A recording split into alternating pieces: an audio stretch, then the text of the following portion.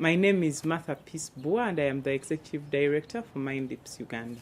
Uganda is located in East Africa, and it has many different nationalities. But also Uganda is home to over 1.4 million refugees, and I think it houses the largest number of refugees in Africa, mainly in the areas where MindLeaps operate, in the suburbs of Kampala, that is in Katwe, and in Kamocha.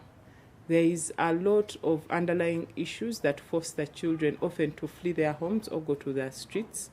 Why? The food at home is not enough. A family can take only one meal a day.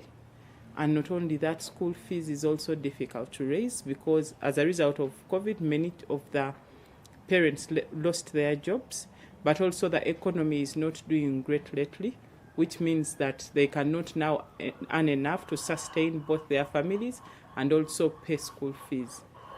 One of the stories or work in progress that I have is for a 20-year-old woman. And before she came to the program, she has a total of 7 children, and each of the 7 children have a different father. She is HIV positive and is currently on medication. Before joining our program, she used to isolate herself.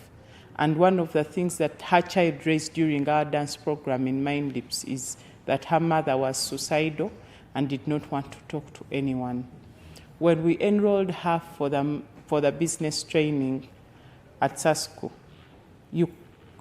the first 2 lessons, she would sit alone and would not say anything. But after those first 2 lessons, now you can see she's able to contribute, she does homework, but also you can clearly see that now her mind is opening up to the idea of having a business or something positive to contribute in her children's lives. Another success story that we have is one of the women that is in our program, the Family Strengthening Program in Katwe. She had lost her child, the one who was doing with us dance, in the MindLeaps program. And by the time we enrolled her, she could hardly get out of the house. Although she had a business, but she was struggling to raise rent. She was also struggling with how to promote her business.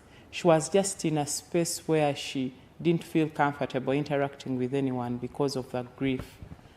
Every time we give work, she's one of the first person to say, I want to try it out. The beauty about her, or why her story is powerful, is that she has never been to school and she can neither read or write. But with this training, since we are training mothers to express themselves, and also we are using experience sharing as one of the forms of teaching, she is able to communicate and share her experiences with the rest of the people in the group.